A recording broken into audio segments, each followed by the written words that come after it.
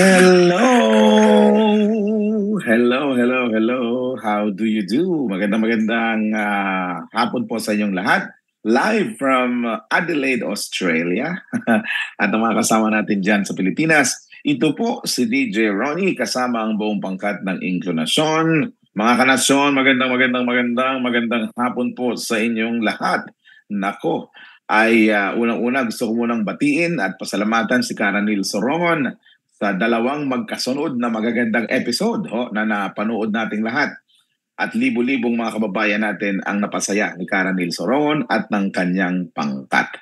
Siyempre po, dahil sa Inklinasyon, ay kami po ay pinapanindigan namin ang pangako namin na wala kaming iimbitahin dito kundi yung mga eksperto at yung tinig ng Pilipinong may kapansanan dahil ang Inklinasyon ay ang tinig ng Pilipinong may kapansanan. Ito po si DJ Ronnie at kasama ko po ang pinakamahusay, isa sa pinakamahusay na dentista sa Pilipinas at nako, may bago siyang, she has a new feather in her cap. Ang kahalal pa lang pong representante ng NCR sa National Anti-Poverty Council, Dr. Gina Manalaysay. Magandang hapon, Doc Gina. Yes, magandang hapon po sa ating lahat. Ayan, eto na naman tayo sa isang malaman na hapon. Oo, hindi ka na ma-reach. Hindi ka na ma-reach talaga, wala akong masabi. Oo, bukod sa dentist, ikaw ay council representative ngayon. Ano ba yan? But pwede ba council rep na makahingi ng 1-2 minuto? May chichika lang ako sa'yo. Okay lang ba yun? Yeah, sige, sure.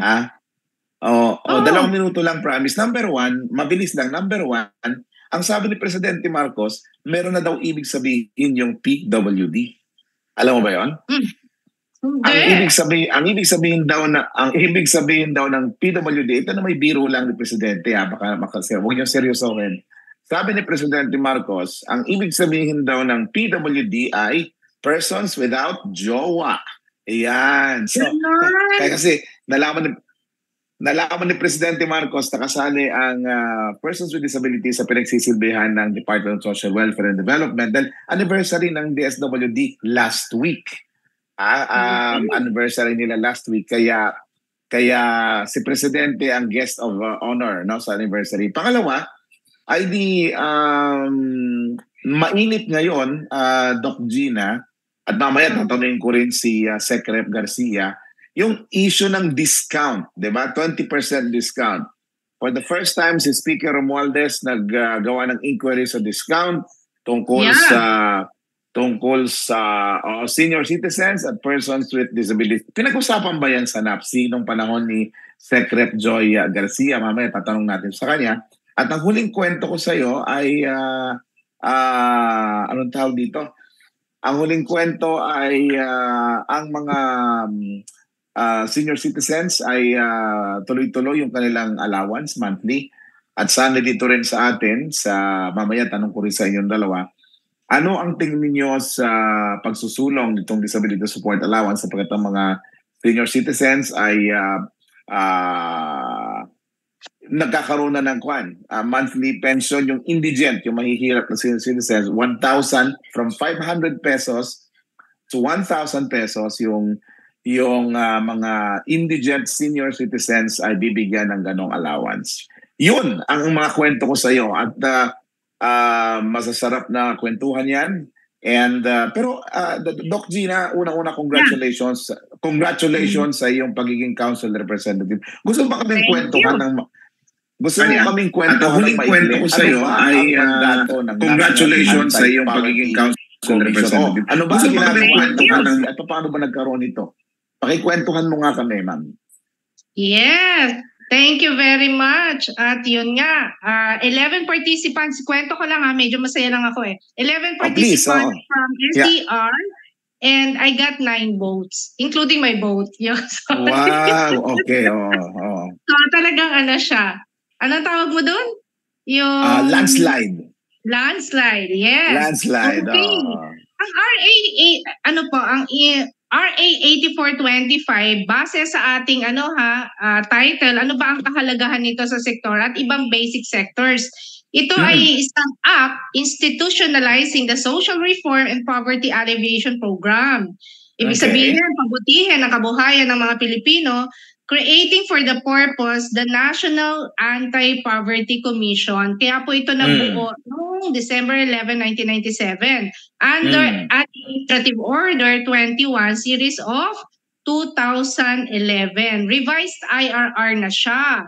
And then ito po ay sini-chair ng ating presidente, Bongbong Marcos, at sa pagpapalakad naman po ni ating Secretary Lope B. Santos III sa Office of the Lead Convener. And then para po maintindihan natin, ito po yung iba't ibang 14 basic sectors. Yung pong farmers and landless rural workers. So yung mga nagtatrabaho po sa bukid na wala talaga silang lupa.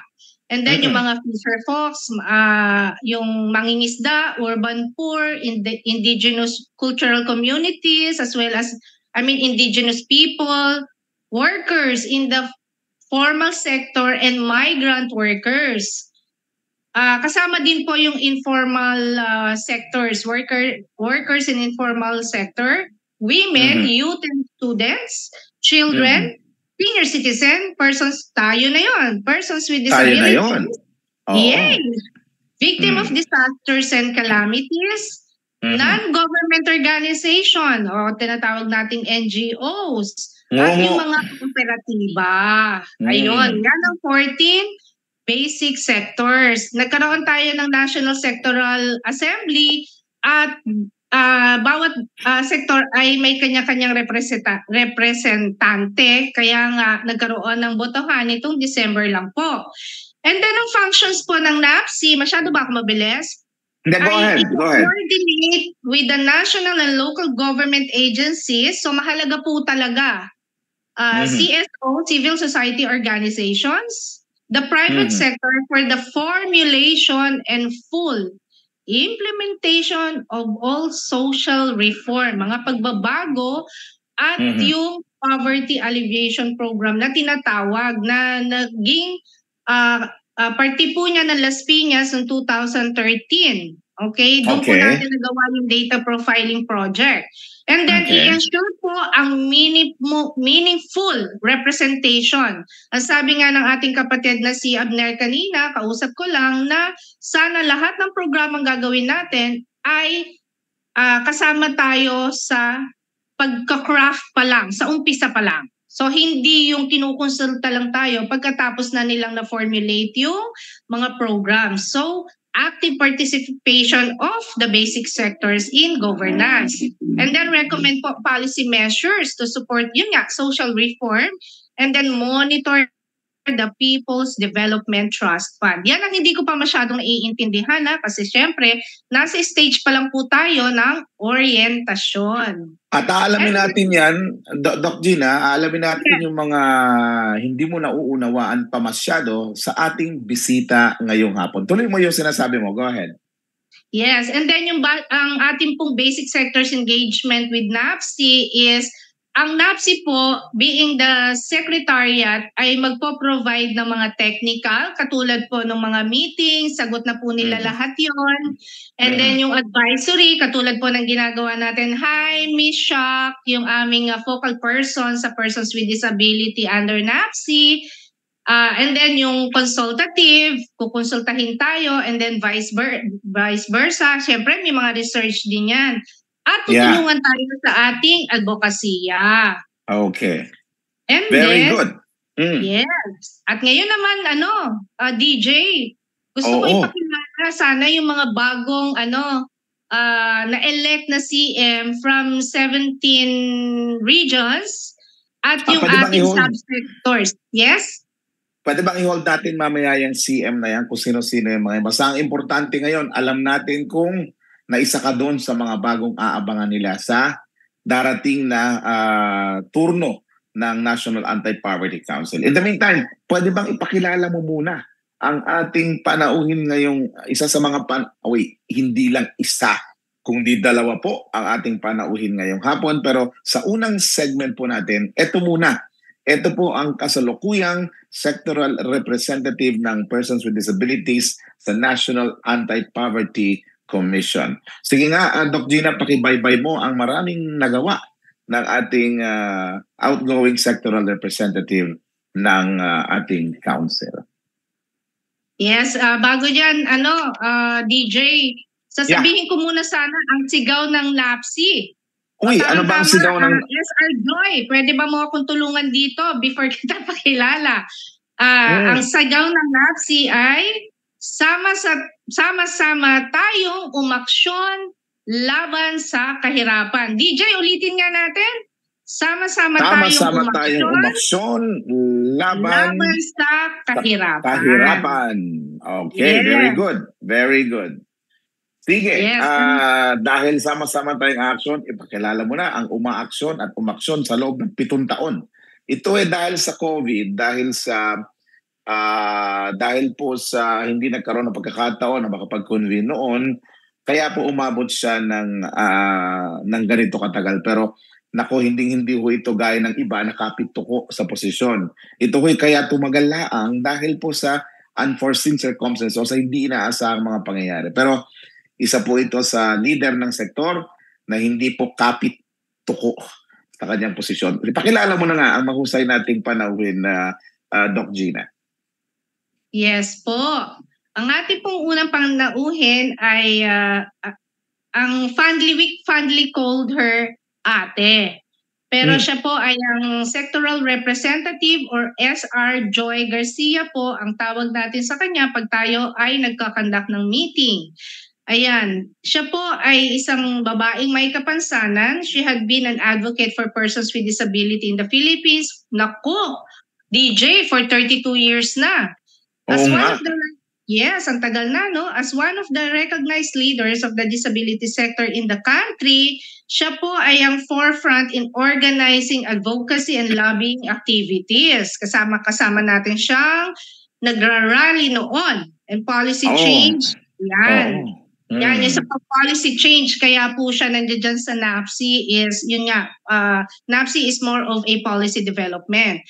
Siya SR Joy din po ay isang fierce advocate for women with disability and frequently joined consultations and acts as a resource person on disability-related issues. Example, violence against women, sexual and reproductive health, and empowering women with disabilities, among others. Siya po ngayon ang sectoral, sabi nga kanina sa natin, ayan, nakasulat sa ating screen, outgoing sectoral representative for 9 years, ano? I-clear nga natin yan, DJ, 7 or 9 years kay SR Joy.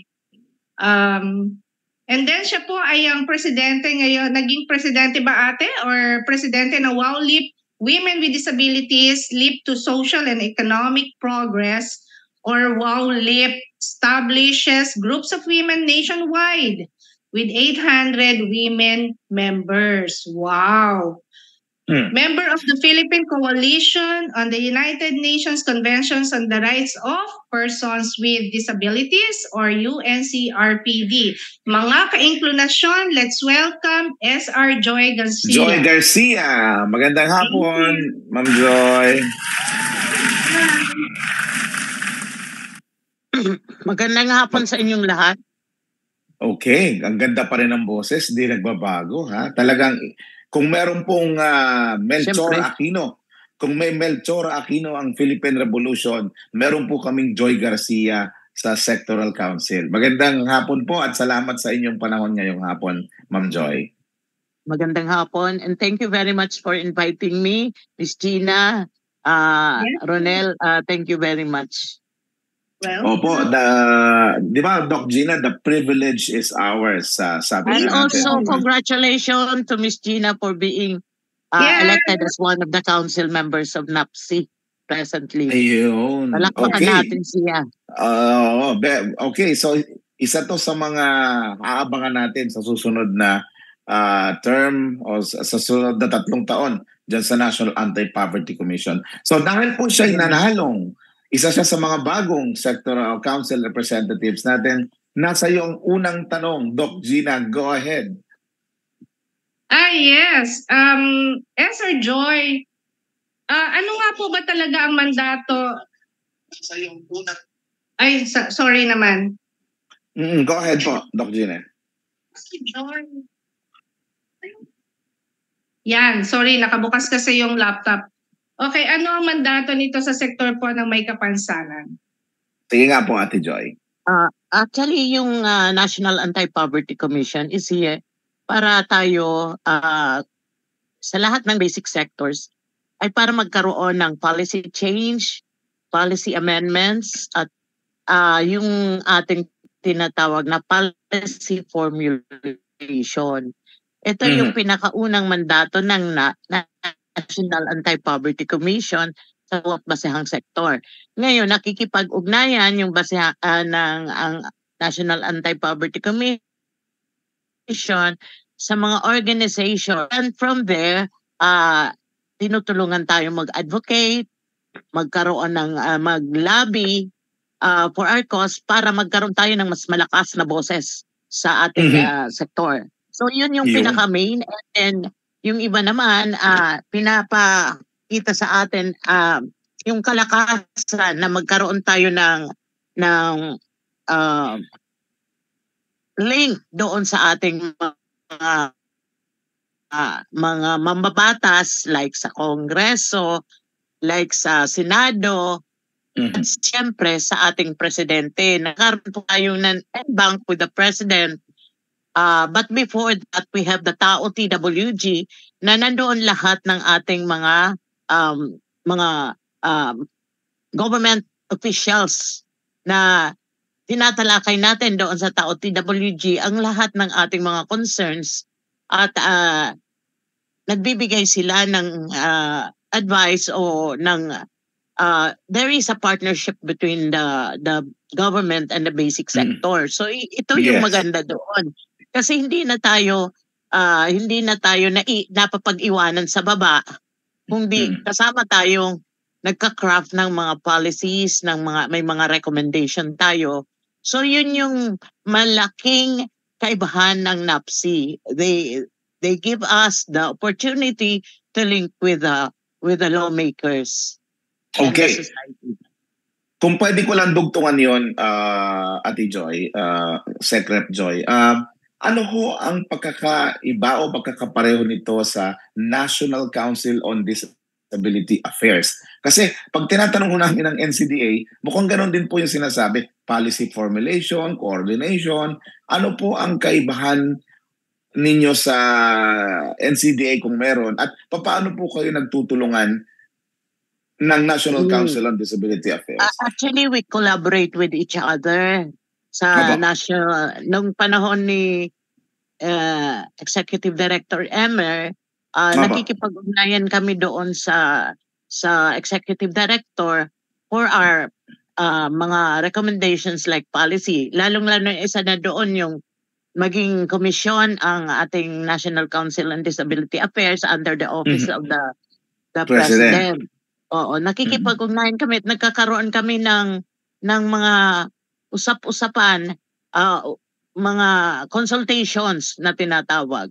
Kung tinatanong mo naman ang kaibahan, before the kaibahan, ano po, Sec Rep Joy, nung panahon po namin, ang nagiging practice po is, one of the council meeting of NAPSI, may slot, binigyan namin ng slot ng NCDA para makapag-ulat sa sectoral representatives natin, council reps natin, kung anong ang mga activities sa ginagawa, and doon namin tinitingnan yung collaboration. Ito ho ba'y naipagpatuloy sa panahon po ninyo, Council, the Sec Rep Joy? Actually, the other way around. Nabigyan ng slot ng NCDA ang person with disability from NAPSI, like SR, na magkaroon ng lugar doon sa board meeting ng NCDA. Wow! NCDA. Very good. Very good. Tapos, kumbaga, guest lang siya. Pero nagkakaroon na dyan ng chance na ma-voice out kung ano yung mga programa ng NAPSI. And then, usually sa aming mga quarterly meeting, we invite the National Council on Disability Affairs for their new na mga policies, ano ba yung tinutukoy nila ngayon. And actually, nung nagkaroon kami may collaboration din kasi meron kaming nakasalang sa presidente ngayon ng yung accessible transportation on air, sea and rail and land. Isa ang NCDA sa aming mga kasama na kinukonsulta namin tungkol dito at aside from the OTC of course. So doon napapag-usapan namin ano ba ang mas maganda. So there is really mas malaki din ang parte ng ating National Council on Disability Affairs with regards to mandate at ang kaibahan. Halos pareho rin lang naman, but wala silang basic sector organization na kasamahan. So they have individual kumbaga services for persons with disability. So ganun din, meron silang tinutulungan din ng mga organizations but not as a partner but as a beneficiary. Yun. Please correct.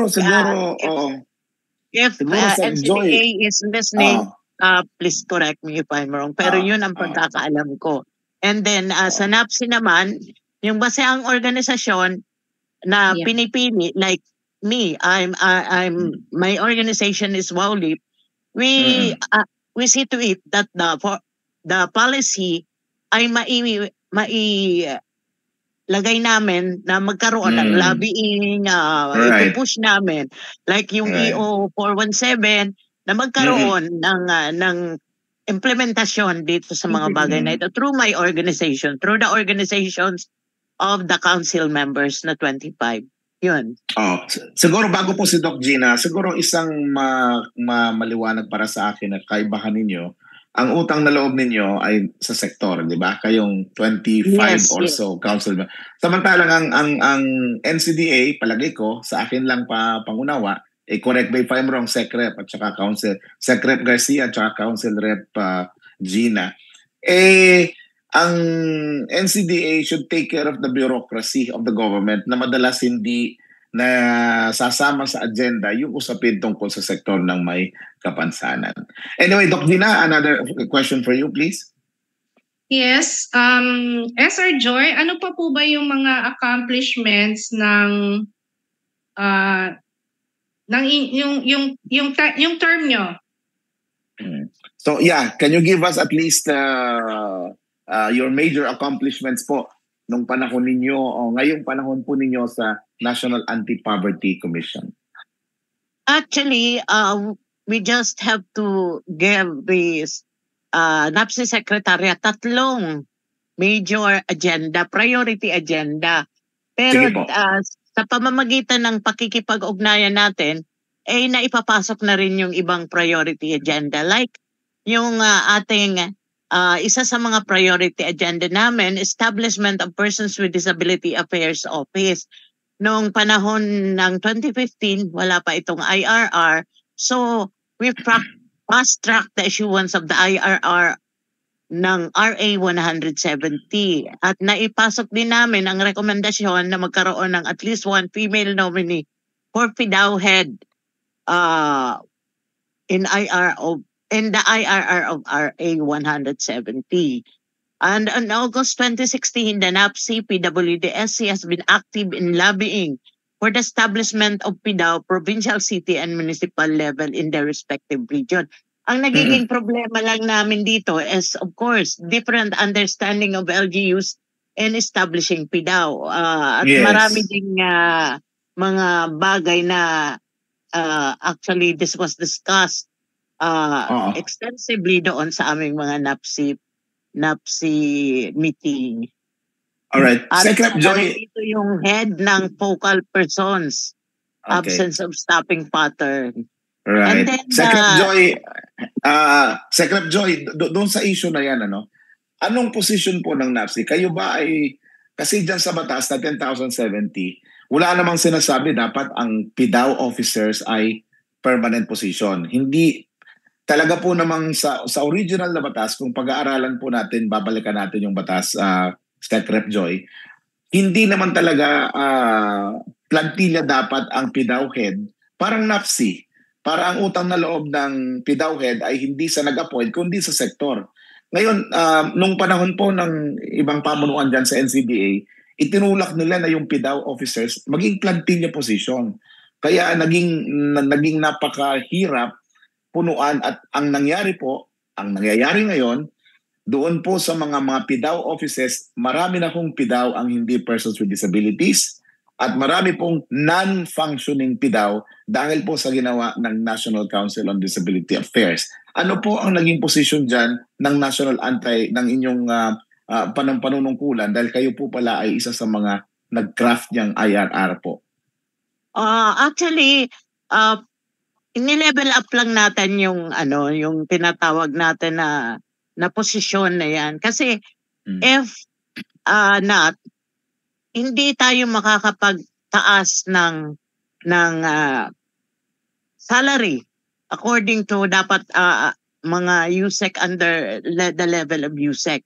So ngayon, we do not believe actually majority of us, pero may mga iba din na gusto na ibalik yung sinasabi mo, Caronel. Pero majority of us now believe na marami nang nag-strive na makapagtapos at maabot yung posisyon na yun para maging plantilla position siya, permanent. Hindi yung pagpinalitan ng ating mga mababatas o LCE ay papalitan din yung ating sa PDAW head. So yun ang tinitingnan dito, yung magkaroon ng tinatawag na permanency yung ating mga PDAW head. Ang tinitingnan lang namin dito dapat yung hindi lang dapat that position will be reserved for persons with disability. Katulad, I'll cite an example dito sa Naga City. Meron ditong dating PDAW head na hindi pa siya paabot sa level nung tinatawag natin na level na para maging isang director ka o USEC ka. So, binigyan siya ng pagkakataon na makapag-aral. So, right now, meron siyang kapalit. Pero he is still staying but not as PDAW head. Pero, pero there is a big chance na makapasok siya if ever na makuha niya yung credentials na hinihingi. So we want to level up. I do agree. Me personally, I do agree na dapat aging plantilla position yung ating mga PDAW heads so that hindi siya basta-basta mapalitan kung sino-sino. But of course, there's a lot of efforts na dapat gawin ng ating mga persons with disability. Isa na lang. Very brief on that issue, Sec Rep Joy. Council Rep Gina, hindi po kaya Ma'am Sec Rep Joy na panahon na para pag-aralan natin ano yung nangyari na? 2015 nag-start yung ganyang IRR, no? At ngayon po 2024 na tayo. So hindi po ba hinug na yung pagkakataon para pag-aralan na po ng NAPSI being outside force sa pakikipagtulungan ng research agencies ng gobyerno, ano bang naging effectivity ng performance ng PDAW ngayong ginawa ninyong plantilla position yung PDAW officers and contrary to the law, to the mother law, Sec Rep Garcia? No, actually, ang pagkakaalam ko lang DJ Ronel na Opo, ma'am. Hindi ka pwedeng gumawa ng IRR na contrary to the mother law. Yun yung nakalagay dyan. Maybe the previous na PDAW ay hindi nalagay na plantilla position. But the PDAW now, the 170, ay nilalagay din yon na kailangan may aproba ang Civil Service Commission. So nagkaroon, during my term dyan sa Tahanang Walang Hagdanan, when I was still the COO, ay isa ako sa miyembro ng subcommittee on diyan sa subcommittee ng auxiliary members ng NCDA. So dito natin makikita na ito ay isang batas na ginawa. With regards to the review. I think what you mean is review ng ating mga batas na to. I think the new council members ngayon and the new SR ay dapat tingnan din. Tingnan din kung ano yung, there should be a research kung paano naging effective. Right. Sabi mo nga, at para makakita sila ng paraan kung ano yung mandate o ano yung policy na i-change, amendments na i-change. So, there should be lahat ng bagay ay merong pwede nating ilagay na dapat isa kang yung you are yung requirements as USEC ay meron ka, pero there is an option, an alternative measure. Yun naman ang akin na kung hindi pa, basta as long maalis yung persons with, ay maalis yung sinasabi na if possible, persons with disability, alisin yung word na yon. Dapat persons with disability. Okay. Ma'am, pakituloy po nyo yung ibang Yes, Doc, Council Rep Gina, go ahead. Ito, susundutan ko lang yon kay Sec Rep Joy. Kailangan bang, syempre, wala naman budget for that. For now, ang alam ko. So, ano ang pwedeng gawin ng ating, ng council members, newly elected? Magli-link ba tayo sa iba't ibang agencies para ito ay mapondohan at magkaroon talaga ng research? Para malaman kung anong matayuan sa bawat municipalities, cities? Ganito yun CM Gina. Dalawang klase lang yun. You can recommend and propose to the Secretariat kay Sec Lope kung meron silang pwedeng ilagay na budget for the research. And the other one, other resource organization para ito'y may sa katuparan and partner with them together with NAPSI, of course. Yun lang yung dalawang nakikita ko. Kasi yung isa, it can also happen kasi merong allocation sa atin ang ating mga organization, partner organization like PWD, ang partner organization is Department of Health. So pwede natin silang makausap o matalakay kung ano yung pwede nilang suportahan. Oo. Kasi before ang support na sinasabi nila is more on accommodation and lodging pag nagkaka-meeting. So maybe we could expound on that so that we will be able to check kung ano pa yung pwede nating gawin sa sector. Okay. Now, may dadagdag ako. Please add your one. Nagkaroon kami ng resolution requesting the department, DILG, to impose widespread dissemination and action on RA 170 and isa pang resolution 2017-119 which provides guidelines in establishment of PIDAW and conduct of General Assembly. Kasi hindi nako-contact with yung General Assembly, nag-a-appoint lang sila, pero meron po ito para may boses din yung ating mga nasa municipality, kung sino yung nire-request nila, at least 3 nominees. Kasi pagdating yan sa civil service, sila pa rin pipili. Okay. Tama po yan.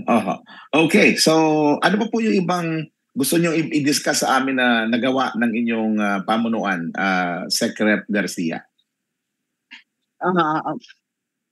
Teka muna. Sige lang po. Actually, tatlo yung priority agenda namin. And ang isa sa mga agenda namin and continuous po ito kasi medyo mahaba, and I hope the new council will take this into consideration. Ito yung institutionalization and implementation of Executive Order 417. Kasi po ito ay gusto natin, ito'y EO lang, ang gusto natin ay maging RA maging ito batas. Oo, maging batas din yung EO, pero under the discretion of the president ito, kung ayaw na niya nito, pwedeng alisin. Right. Pero pag ito'y maging RA, kahit na may bagong presidente, ay pwede natin itong gawin. Kasi during our term, through the efforts and initiative of the Persons with Disabilities Sectoral Council, in partnership with national government agencies and international and local funding, meron tayong natulungan na establish na 13 work centers for persons with disability sa nationwide. Wow. So ito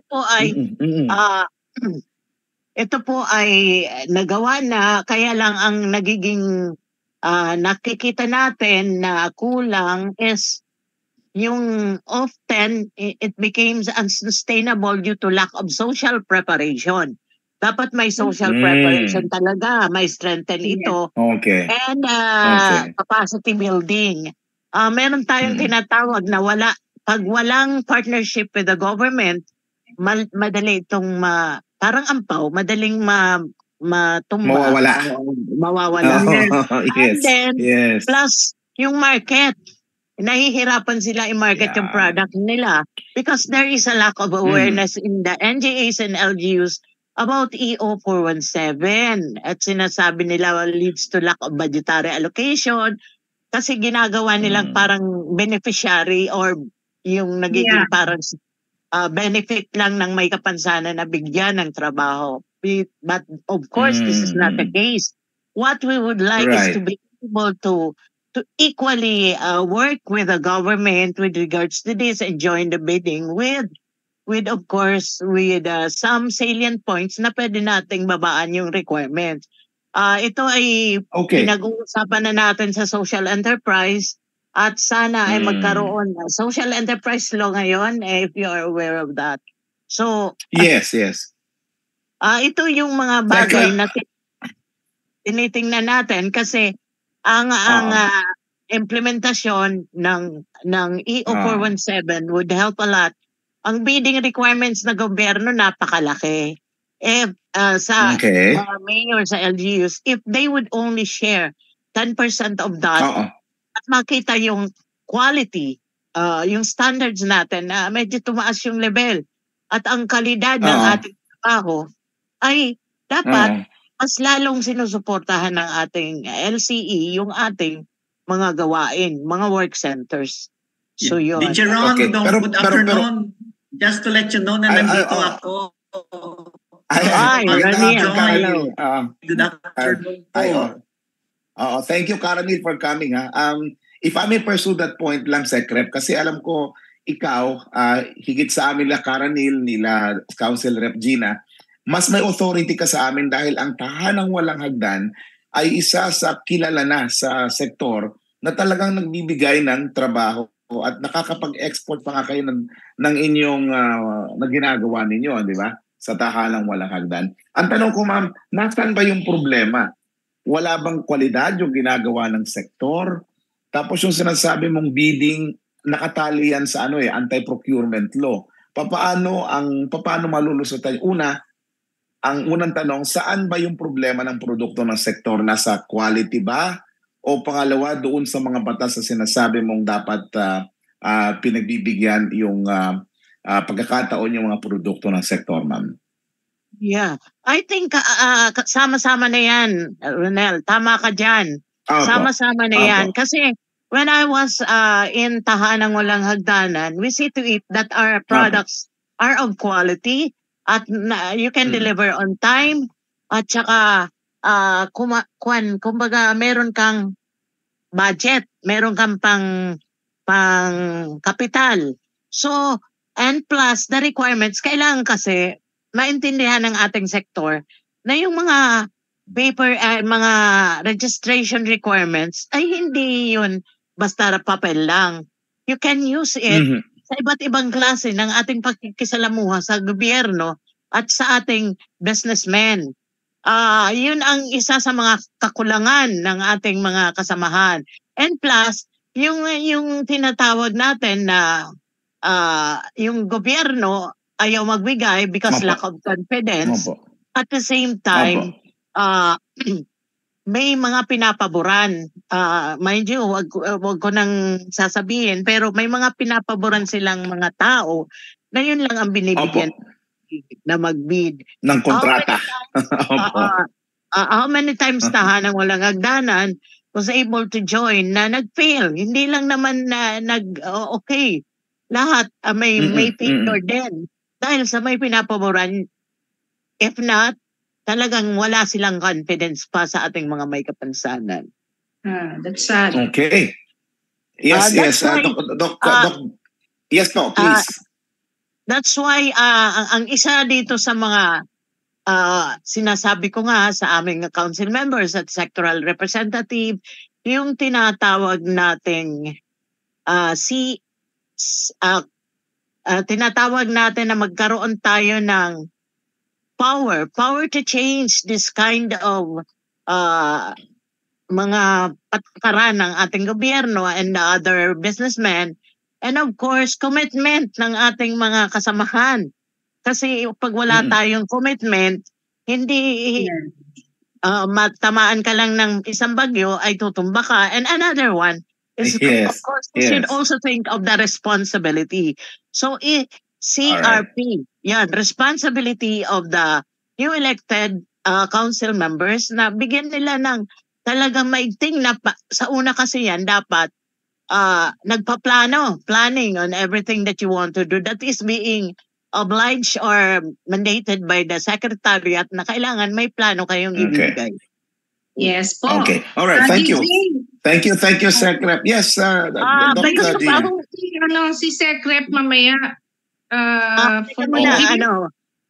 May gusto pa akong ibigay. Bigyan natin pa ng maikli. Go ahead. Sige po. Yung established and online. Dito sa EO 417, tinitingnan din natin dito ang employment. Dahil sa COVID, nagkaroon tayo ng established and online database on livelihood recovery programs.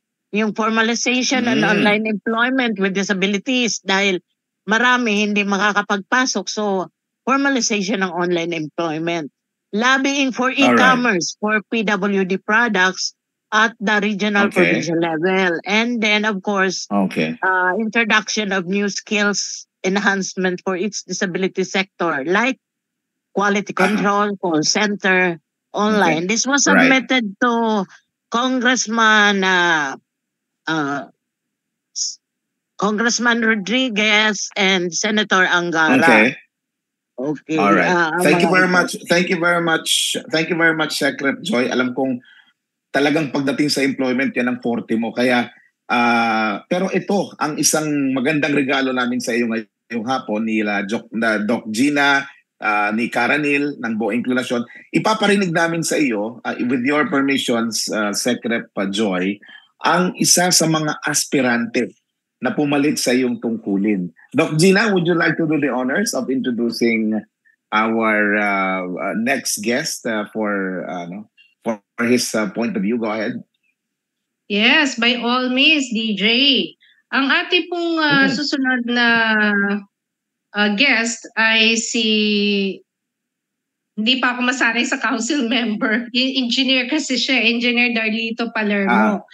Ito po ay isang recording and ang kanya pong mga siya po, wait, naku, ano ba ito? Nangyari. Okay, i-play na natin muna ang kanyang video, JM, please. Okay. Engineer Darlito Palermo, one of the aspirants po sa sectoral representative. Go ahead, JM. Gandang hapon ulit, Engineer Darlito Palermo. Ito na po yung aking unang tanong sa inyo. Ano ang mga programa o proyekto mo sa Mindanao sa ngayon na ongoing at paano mo ito nasimulan? Hello, magandang hapon po sa lahat. By the way, yung mga programa po ng persons with disability, particular our group is meron po kaming 3 major projects. Number 1 is the housing project for persons with disability, establish 40 houses through the convergence effort of the government and non-government organization. Pangalawa po yung accessible ICT, Information Communication Technology. When I was pinadala po ako ng gobyerno from the local government of Davao in Japan to train in accessible ICT for persons with disability. Pagbalik ko po, bitbit ko po yung technology at knowledge na ita-transfer po namin sa mga may kapansanan. We trained visually impaired, ortho and deaf to access information communication technology at magkaroon po ng pangkabuhayan in terms of online work as a freelance or as a online worker, dependent online worker po para magiging meron po silang employment na pwedeng magiging pangkabuhayan nila sa araw-araw. Third po yung nag-establish po kami ng livelihood center. One of the project recorded of kasi is to establish the livelihood center. We established livelihood center without funding, bayanihan concept lang po ito. Nagkaroon po kami ng livelihood center which leading towards yung nursery management and tree propagation, which is the main objective of that livelihood center is to establish nursery para magkaroon ng employment generation for persons with disability. Kasi hindi naman sila pwede, meron kasing mga employment na hindi po pwedeng sa ICT, hindi pwede sa computers. Kaya meron nag-establish din po kami nung yung hindi po pwede doon sa computers. Kaya po na-establish namin yung nursery management and tree propagation which can employ persons with disability. At the same time, we can generate employment. At the same time, we can mitigate climate change and deforestation in the Philippines. Yun po yung isang programa na major project na ginawa po namin. Engineer, napansin ko dun sa isa sa mga vid na pinanood ko, yun yung green yung greenhouse, yun yung mga pabahay. Tapos parang nakapaligid na ba siya dun sa sa greenhouse mismo ng inyong propagation area? Iba po yun. Kasi po when I was elected as an APSI in 2015, hindi lang po isang programa ang ginawa namin. Ang Davao City po nagkaroon ng housing project. Yung ICT Davao, sa Davao rin yun, yung Information Communication Technology. At saka sa nursery po, dito po yan nagawa sa Davao del Norte. Yeah, so iba pa yun. Iba pa yun dun sa pabahay. Iba po yun. Sa pabahay po, naka-incorporate po doon yung table armchair production, yung paggawa ng mga upuan doon sa DepEd.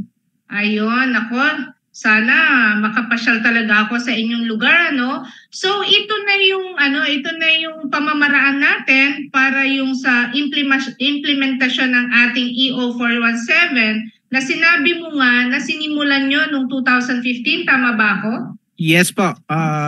Through the Executive Order 417 which is crafted by the NAPSI, nagkaroon tayo ng IRR. With that, napasok natin yung DepEd production. After the DepEd production, doon kami pumasok ngayon doon sa nursery management and tree propagation, one of the newly project which is incorporated by the EO 417. Kasi nga meron tayong tinatawag under the Department of Environment and Natural Resources na Enhanced National Greening Program, which is kailangan tayo magtanim, every region kailangan magtanim. Let's say for example in Region 11, kailangan magtanim ng almost 3,000 hectares para maibalik yung luntiang kapaligiran na sinasabi natin at saka yung enhanced sa National Greening Program. Yung 10% of that must be given for persons with disability. Imagine kung lahat ng region, sinimulan kasi namin ito sa Region 11. Kung lahat ng region merong ganitong programa, meaning to say, it can replicate employment at can help mitigate climate change. Yes. Nice So far sa alam mo, dyan pa lang sa inyo ito nasimulan? Wala pa tayong ginagawa sa ibang regions? We will replicate this in Mindanao. Magsisimula ito sa Mindanao and then it will be replicated in Visayas and Luzon. Pero mauuna muna sa Mindanao because this is initial project with the Davao del Norte Persons with Disability with the support also with the USAID. Wow, ang galing. Ngayon naman, tayong dalawa ay nasa National Anti-Poverty Commission or NAPSI. So, ano yung sabi mo nga na you are CM dati, tapos na-re-elect ka ngayon, ano na yung mga na-author mo na batas or kaya supported policies sa inyong, sa atin sa NAPSI? Yes, ang number one po talaga is kasi NAPSI is Poverty Alleviation Program. Yes. Yung ano talaga, yung economic engagement, economic empowerment. Ito po yung isinusulong po namin talaga. Number one, yung sa Executive Order 417 na magiging magiging effective implementation, which is pinapakita na po namin na ginagawa namin. Kailangan po magiging institutionalized ito. No, kasi ang EO 417 is only executive order, no? Kailangan po natin ma-institutionalize, magawa ng batas. Sinusulong po natin ito na magiging batas para magiging tool or mechanism for the empowerment and economic and engagement ng mga persons with disability. Meron na ba itong bill? May pending bill na ba ang EO 417? Yes, meron na tayong pinag-uusapan. Alam naman natin sa paggawaan ng batas, no? Minsan naabot ng 10 taon, 20 years, 15 years, no? Depende yan sa advocacy. And I think with the newly elected council members of the NAPSI, baka pwedeng matutukan ito at saka magbigyan talaga ng boses at saka lakas ng advocacy ng EO 417 na magiging institutionalized para magiging tool, no, sa mga persons with disability in terms of economic engagement. Natutuwa talaga ako, no, sa mga proyekto na nagagawa natin. Ikaw malakas ka sa economic area, ako naman mahina diyan. So malakas naman ako in tawag diyan, yung capacitating our leaders in the grassroots. So paano ka naman napili dito sa pagpasok mo sa NAPSI? By the way, parang because of our works, no, nakikilala tayo sa Davao City because of yung mga ginagawa nating programa. That's why na-elect po tayo, no, na-nominate po tayo as a representative in Region 11. At this time also, yung for the recently National Sectoral Assembly, naibalik po tayo as a council members because of sa mga ginagawa po natin na poverty alleviation program sa persons with disability. Because I really believe, no, na without economic engagement ng mga persons with disability, napakahirap po na mag-advocate kung walang laman yung bulsa. Yes, tama ka dyan, kapatid. So, hands off ako sa iyo dyan. So, ngayon naman na isa ka sa na-elect namin na nominee for sectoral representative, banggitin na natin yung dalawa, no? Sino na nga siya, kapatid? Si Dr. Council Member Romel San Pascual at saka Romel San Pascual at saka si Council Members Isa Ronquillo. Yes. So ano naman ang iyong isusulong kapag ka ikaw ay napili? Para malaman ng karamihan pipiliin to ng ating mahal na Pangulo? Tama ako, Yes po. Yung tatlong names po na nominate ng council members sa konseho ng mga persons with disability, ipinapasap na po ngayon sa Malacanang para po piliin ng ating Pangulo kung sino po yung karapat-dapat na magli-lead, no, ng National Anti-Poverty Persons with Disability Council. May idea ka na ba kung kailan ito? O kasi nasa pa lang tayo, di ba? Nasa process pa lang. Nasa process pa lang tayo ng mga orientations. I think with our orientation po sa kung makumpleto, kasi kumpleto na po yung sa persons with disability. Kung sino yung mauna na makumpleto yung 3 nominees na mga requirements, meron kasi mga requirements na kailangan. Yun yung mauunang ma-endorse doon sa Malacanang para mapili. Hindi kasi yung 14 basic sectors hindi biglaan na ipapadala. Kung sino yung mauna na kumpleto yung mga requirements for the sectoral nominee, yun po yung lalabas na pangalan na pipiliin ng Pangulo. Okay. At paano mo naman may papasok ang inclusiveness and feedbacking of decision. Like, di ba, itong programa natin ay Inclunasyon. So, in English is Inclusive Nation. Sa iyong puntos naman, Engineer. Sa Inclunasyon po, napakalaking ano po to, no? Privilege na pangalawa na po kasi ako nito, no, na-imbitahan yung sa Inclunasyon. Napakaganda itong na privilege na maipakita po natin, no, despite of the disability, we can make changes, no? We can make changes, especially poverty alleviation program. Hindi siya madali, but kung ano siya, pero kung magtulong-tulungan, no, hindi lang yung gobyerno, yung pribado at saka yung komunidad. Napakalaking bagay po na malaki yung ano natin, malaki yung magiging output natin in terms of anti-poverty alleviation program. Sa ginagawa po namin, no, compared noon, no, based in my personal experience, no, napakalayo na po yung narating ng mga persons with disability in terms of economic engagement, at kailangan po natin na mas more than hindi lang dito sa Mindanao o Davao particular na maipalaganap, kundi sa buong Pilipinas kung paano magiging institutionalize yung economic engagement ng mga persons with disability. Yes, para I agree. Hindi sila mahihirapan. So paano natin to magagawang inclusive?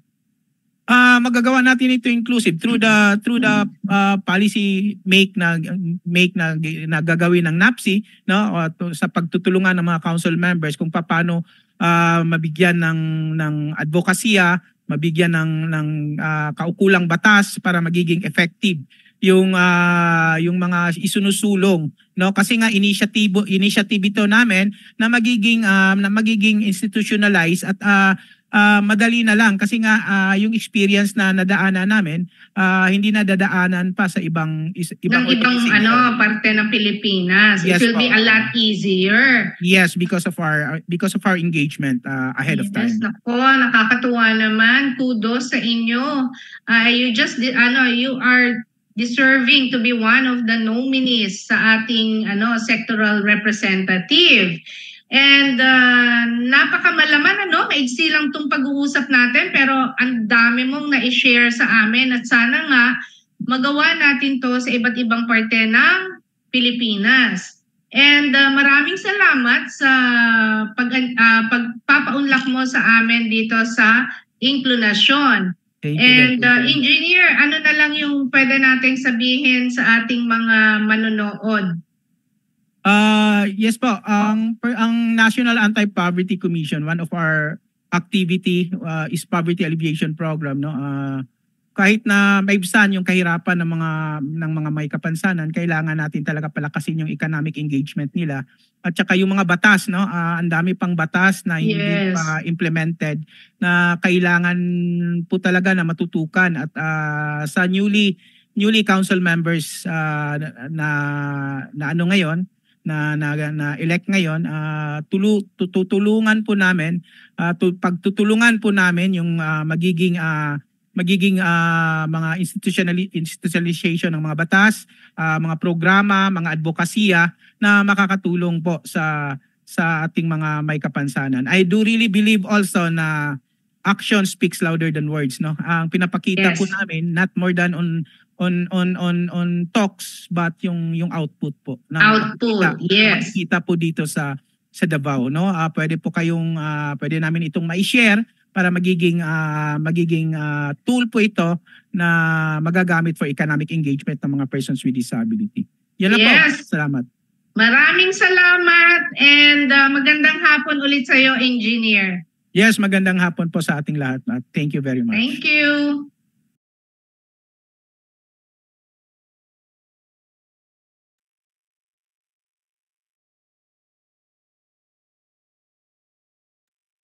Dejeron, naka-mute ka.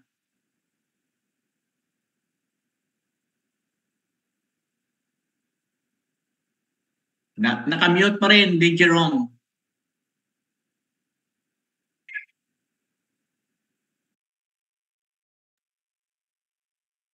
Okay. Can you hear me now, Karanil?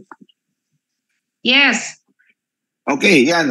Tulad nga na sinasabi po namin kanina, sa amin kanina ay napakaganda ng interview mo, Doc Gina, kay nominee Palermo, di ba? At alam mo, isa yan, Karanil, sa nakilala ko nung araw, napuntahan namin yung kanilang lugar, yung kanilang housing project.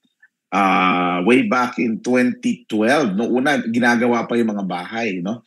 At meron ako na interview doon, siguro nagpakasal na yun yung dalawang magnobyo, pareho may kapansanan sila. At isa sa mga magiging beneficiary ng pabahay na yon. And I'm glad na ngayon ay nakalipat na yung 40 beneficiaries at ang housing ay isa sa napakahalagang aspeto ng buhay ng may kapansanan na dapat pinag-uusapan din sa National Anti-Poverty Commission. Secret Garcia, napag-usapan nyo ba yan sa panahon ninyo sa NAPSI, yung housing for persons with disabilities? At ano ang naging, kung napag-usapan ninyo, ano ang mga resolusyon na naimungkahi ninyo sa mga otoridad sa housing? Yes. Actually, I have the third one, yung priority agenda namin, yung disability inclusive social protection programs. Gusto ko munang isa-isahin yung mga naaprobahan. Yung IRR, RA 10524, Equal Employment Opportunity of Persons with Disability, at an act expanding the benefits. Isa yan sa mga nilabi namin. At nag-support kami, assisted in lobbying for the passage of this law. At isa na din dyan yung Filipino Sign Language Act na naaprobahan ng, if I'm not mistaken, 2 years ago. And then, Universal Healthcare, RA 1106, an act providing for the mandatory PhilHealth, yun din, 11223. At saka yung ating, teka muna, yung sinasabi mo na housing, ay amin niyang tinatalakay before na bago kami tapos, pero I hope that the council ay bigyan ito ng prioridad. Ito yung naghatag kami o nagbigay kami ng resolution regarding the universal design and housing for the approval of the council. Kasi nagpapagawa ngayon, ang alam ko maraming proyekto ang ating ng tungkol sa mga housing ng mga may kapansanan ay ng pangkalahatan. And we would like to include kasi hindi nga makapasok dito dahil sa maliit ang ating mga housing, hindi makapasok. So isa yan sa aming mga tinitingnan. Sana ay pagpatuloy din ito ng ating mga kasamahan ngayon na new council member. And then we have the pending bills on council. Ito yung mga pending SSS contribution for persons with disability. Filed at House Bill number 2806, meron na to. And then, ang alam ko, we also filed a resolution, an amendment of the accessibility law, and then creation of the National Council on Disability Affairs. Yan po yung mga karamihan sa aming mga resolution. At ang kinagakala ko na magkaroon tayo ng Committee on Disability Affairs under both houses para last September 2019, ito po ay inaprubahan ni Sec Romualdez, Representative Martin Romualdez, nagpunta po kami dyan, House Resolution number 339 for the creation of a Standing Committee on Persons with Disability under the House of Representatives. So, ang sunod po is, meron kaming nakahatag sa presidente. Yung sinasabi ko kanina na executive order, nakapasa na po ito. Meron na tong mga tinatawag natin na stop work, complete stop work na to. Ibig sabihin, lahat ng ahensya ay nagpirma na. Yes. But during the time ni Duterte, ni President Duterte, hindi ito inaprubahan. Ngayon, binalik namin kay President Bongbong nang tinatanong ko kung kailangan pang mag-stop work doon sa mga bagong secretary, sabi niya hindi na. Ilalagay na lang daw muna sa kanyang abogado at kung may mga kung wala nang question, ipipirmahan na. Ipipirmahan na. Okay. The fulfillment of the constitutional mandate to travel. Endorse ito sa Office ng Presidente. last January 2019 during the time ni President Duterte. Oo. Pero po ito ay aprobado na rin ng NBank. Nagkaroon kami ng NBank, aprobado na rin yan. So, with President Bongbong Marcos. So, yun yung ganda na sana ipagpatuloy na ma-follow up. Yes. Na-follow up ito para magkaroon tayo ng magandang transport system na hindi na tayo nagkakandahirapan kung paano tayo papasok sa isang transportasyon. Sasakyan. Oo. Alam ba dito, Secrep Garcia dito sa Australia, sa Adelaide, at dito buong Australia, yung mga bus nila rito, talagang mayroong nakalaang lugar para sa senior citizens, sa persons with disabilities. At yung nakakatuwa yung mga Australiano, karamihan sa kanila, meron pa rin hindi. Pero karamihan sa kanila, talagang conscious na. Kahit walang may kapansanan, hindi nila inuupuan yung upuan ng nakalaan para sa mga nasabing sektor. Kasi nandun na yung consciousness ng at least siguro 70 to 80% ng Australians. And thank you very much for those achievements, Secretary. Meron pa po yung sa... sige po, go ahead. Nagbabago tayo ng design ng PUVs. Nandun po ang ating this is represented by Abner Manlapas, nagpa-participate siya on behalf of me sa Technical Committee on Road Vehicles. So ito Very po good. ay meron na rin, kaya lang mabagal po ang usad about the accessibility. Accessibility of transportation na dapat ang design ito sa atin. I would like also to acknowledge si yung ating si CM Ranil, dati namin siyang kasamahan sa before. Yun nga, DJ. Baka may question si Karanil. Sige, bigay natin yung last question for Karanil para kay Secrep Garcia. Go ahead, Karanil. Kaklase ba kita sa DAPSI dati, Karanil? Hello, Karanil. Nawala na yata si Karanil. Oo. Anyway, habang... gusto ko rin idagdag uli yung CMORC. We are the ones who lobbied and participated. At saka yung ating CBDRRM at saka yung ating mayroon tayong talakay ngayon na gusto ko rin ipaabot na sana ay pagpatuloy ito ng ating may resolution ay mayroon na kaming position paper yung financial support for persons with disabilities. At ang tinitingnan natin dito, hindi sa indigent lang because we have an additional cost being a person with disability. So yun yung tinitingnan natin. Kaya binago namin na financial support for persons with disability. I hope you would review the changes that we made and the position statement. At meron tayong meron tayong sinubmit din sa Senate Committee on Social Justice, Welfare and Rural Development, the additional legislative policy recommendation on SBNs 31, 501 and 592. Ito po yung sa Senate public hearing with regards to the support allowance. Yun po. Marami pa pong iba but we have to cut it out. Okay. Secrep Garcia. DJ. Sorry, andito na si Karanil. Karanil, would you like to have the final question for Secrep Garcia? First of all, I would like to congratulate Miss Joy Garcia sa kanyang ginawa para sa sektor na may kapansanan. Meron na akong isang question, DJ Ron. Yes, please. Doc Gina.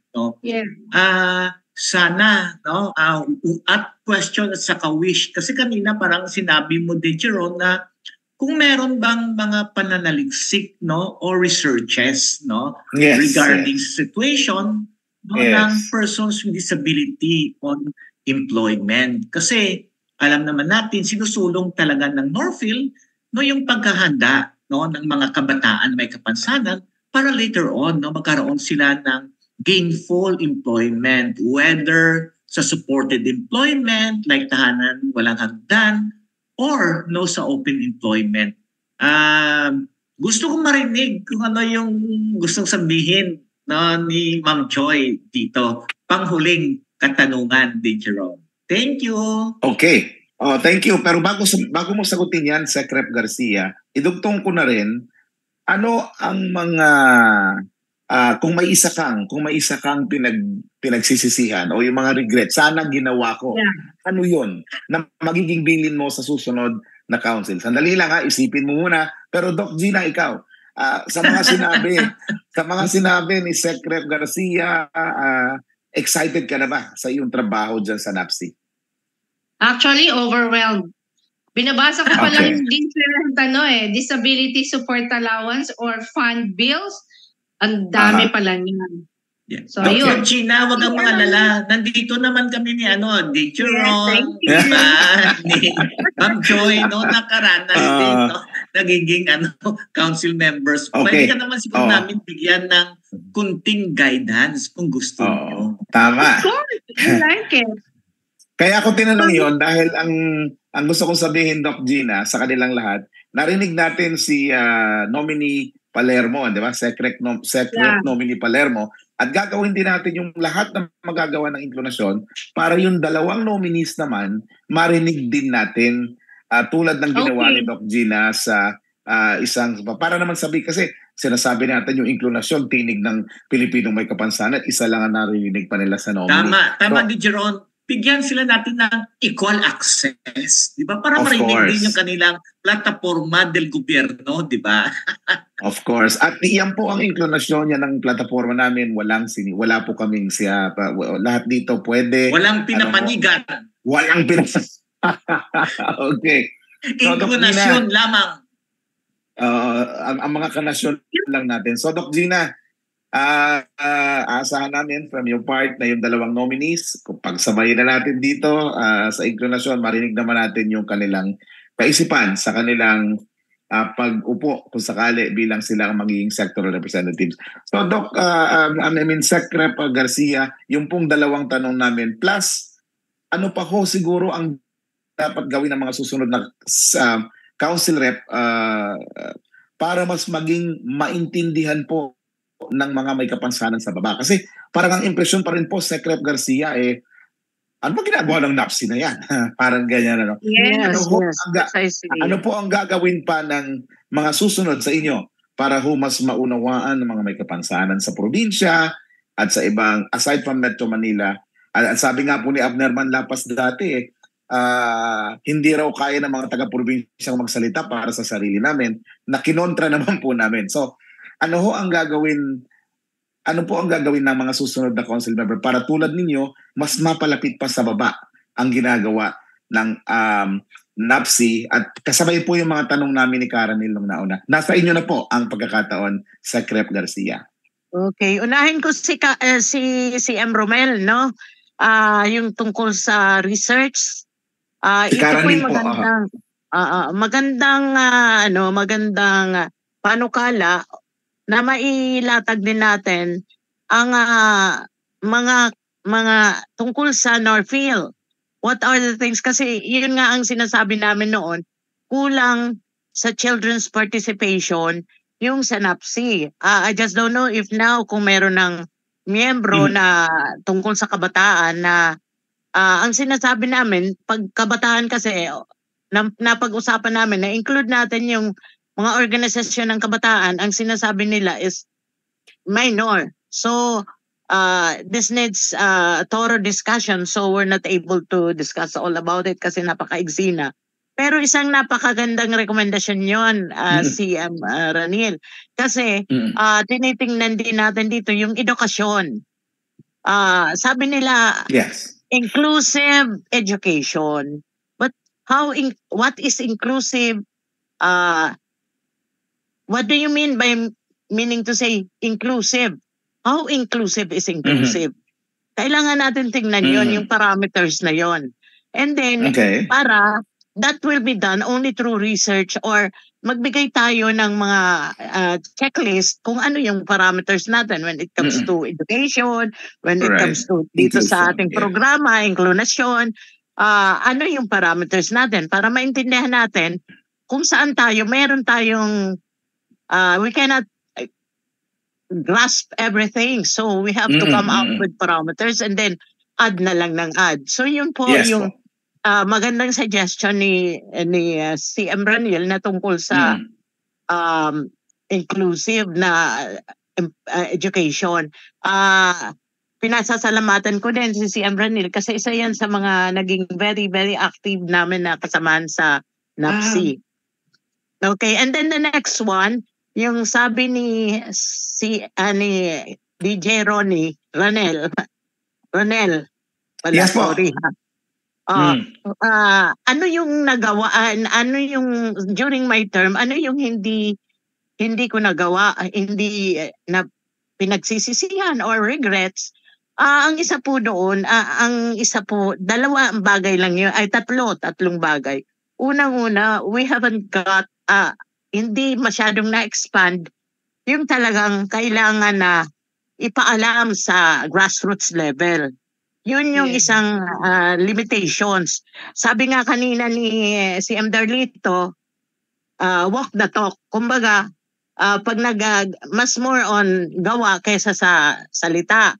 And that is not also good kasi hindi naiintindihan nung nasa baba yung ibig mong we would like to be informed for them to be able to understand. Hindi, di ba? Ganun yung, so yun yung mga kakulangan namin, which is because of the budget. At naging limited din kami during the time ng COVID. I hope it did not happen yung COVID-19. So madaming mga problema noon. It took about more than 1 year, 2 years the most. Kaya medyo naglaylo kami doon. And then the third one, which is, ito naman ay preparation sa ating mga new council members. Nagkaroon po kami ng 4 na secretary in just iba-iba din yung kanilang, so nag-change. Ang focal person namin, 5 din. So, napakahirap nung ganon. You will be going along with the partnership with the NAPSI and then suddenly it changes. Iba na naman ang tingin sa'yo, iba na naman ang priority niya. So those are the things na barred doon sa mga gawain namin. Actually, I also joined the sectoral representatives. Yung mga sectoral representative meeting, marami din silang regrets when it comes to changes ng administration. Yun ang isa sa mga titingnan natin dito kasi it is very, very crucial and very challenging. Hindi mo na alam kung saan ka lulugar. Biglang may i-stop sa'yo kasi tapos ka na pero hindi pa pala kasi wala pang na-elect. Yung mga ganon tinitingnan, may mga changes sa mga batas. So, sana hindi na ito mangyari sa ating mga kasamahan ngayon sa council because grabe ang magiging challenges. Stress at the same time. Yun po. Ano pa yung sinasabi mo? The last one that I would like to convey to the public. Be a partner sa ating mga kasamang may kapansanan that would expand ang ating mga programa na binibigay, and we have to be committed sa ating mga kasamahan dito sa atin kasi maraming challenges sa council members, maraming challenges. Hindi kita tinatakot, Miss Gina. This is just an advice na dapat committed ka kasi pag hindi ka committed, pag nakaranas ka, bigla kang aayaw. So committed, responsible, and powerful. Yun lamang po at maraming salamat sa inyo. Yes. Secrep Joy Garcia, maraming. Alam mo, Doc Gina, Karen, itong si Secrep Garcia, isa sa mga nagpalaki sa akin. I mean, both intellectually and emotionally. Ito yung mga nagagalit sa akin nung araw, masyado raw ako maingay. So, but ngayon, kita mo naman, ang dami nilang nagawa. Hanggang ngayon, DJ, maingay ka pa rin. Mana lang sa'yo, Karanil. Ibig ko sabihin lang, yung pag nakikita natin yung mga veteranong committed na leader gaya ni Ma'am Joy, nakakatuwang ang dami nilang mga achievements na talagang ginawa para sa ating sektor. At kayo, Doc Gina, ang susunod. Pero sabi niya, huwag ka daw matakot dahil talagang maraming challenges. Ano, Doc Gina? Wala. Kayang-kaya yan ni Doc Gina. Kayang-kaya, Doc Gina. Fighter yan yung kasama natin. Okay, so in the meantime, tingnan natin yung mga sponsors. JM, let's listen to our sponsors. Go ahead. We would like to thank our sponsors and partners, CBM Global Disability Inclusion, Philippine Coalition United Nations Conventions on the Rights of Persons with Disabilities or PCUNCRPD, ENET Philippines, Norfield Foundation, CISO, Philippine Partnership on Children with Disabilities or PPCWD, Liliane Funds, Deafblind Support Philippines or DBSP, Philippine Chamber of Massage Industries for the Visually Impaired or PCMIVI, Provincial Government of Batangas, PIDAO Pangasinan, Regional Associations of Women with Disability or RAWWD Region 1, Mabini Movement, and of course, the ASEAN Enabling Master Plan 2025 Coalition. Thank you. Maraming salamat po. Alam niyo napakasarap ng aming pagpribilehiyo dito sa Inklusyon at kayong lahat ng mga sumasama sa kwentuhan every week. Sapagkat ako, si Karanil, si Doc Gina ay siyempre sila Miss Mitch, lahat ng crew ng Inklusyon, lahat ng team nagbubuo po ng mga pagkakataon para maisatinig sa inyo itong mga ganitong mga pagkakataon. At natutuwa kami dahil nakita si Doc Gina at ngayon isa siya sa babantayan natin sa kanyang paghanap ng tungkulin sa NAPSI. At wag sanang mangyari na meron ulit tayong secret na ipatatanggal. Mahirap yun eh. Kung hindi sana mas ang palalimin ay ang pagkakaisa, sabi nga ni Secretary Garcia, yung pagtutulungan sa baba at saka yung pagsisikap ng bawat council member na maipaabot sa ibaba ang pinag-uusapan sa National Anti-Poverty Council. Kasi tanda ko nung araw inaabot siya ng mga alas 12 ng gabi, alas 11. Hala, ang dami na, ang gagaling namin pag nandoon kami sa meeting. Pero pagkatapos ng meeting, nandoon na po yung pagsubok, kumbaga, di ba?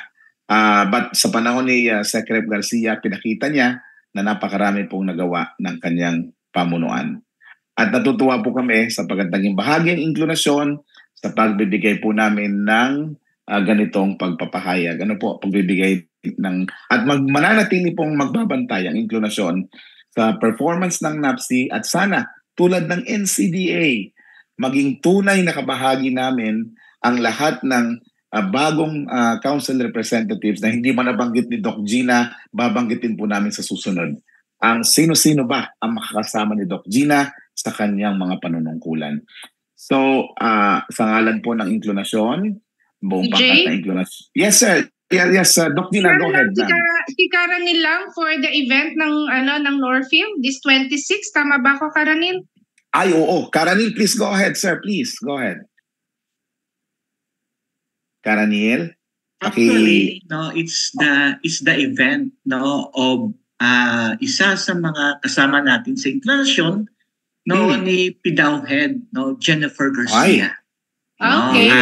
Yan ay understanding autism, pero tinutulungan natin siya sa paghanap ng resource speaker.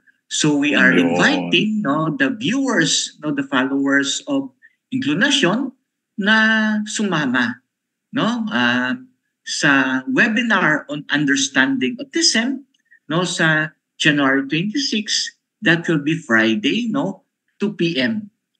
So bahagi yan ng selebrasyon ng National Autism Consciousness Week. Yan lang po, Jeron and Dr. Gina. Thank you very much. Yes DJ po. Rod. Mayroon pa Yes, gusto ma'am. akong dagdag, a short message para sa gobyerno. Sige po, please. Nothing about us without us. Yes. Thank you very much, Doc Gina, Secrep Garcia, Baba, at anong tawag dito? Gusto ko rin batiin ang Project Adam sapagkat natapos po yung aming huling konsultasyon at nakakatuwa naman po dahil tuloy-tuloy na. Sana ma-discuss din sa NAPSI yung audio description na Filipino audio description ay sinusulong po ng Project Adam, Council member Gina, na sana yung lahat ng Filipino movies at lahat ng Filipino audio, lahat ng Filipino books ay magkaroon din ng audio format para po sa mga persons with disabilities, with visual impairment at saka with dyslexia. Congratulations po sa buong Project Adam at sa CBM Global Philippines. Thank you very much po sa inyong sponsorship. At dyan po natatapos ang napakaraming kwento na hindi natapos. Ang nagpapatuloy na kwento po ng National Anti-Poverty Commission, tandaan niyo po, ang mission nila ay bawasan ang kahirapan. Ang tanong, napakalaking pagsubok. At yung mga susunod na pamunuan, makikititingnan natin kung maitutuloy nila ay magandang sinimulan ng pamunuan ni Secrep Joy Garcia. Sa ngalan po ng buong inklusyon, ito po si DJ Ronnie, nagsasabing please love and serve God first, best, and most.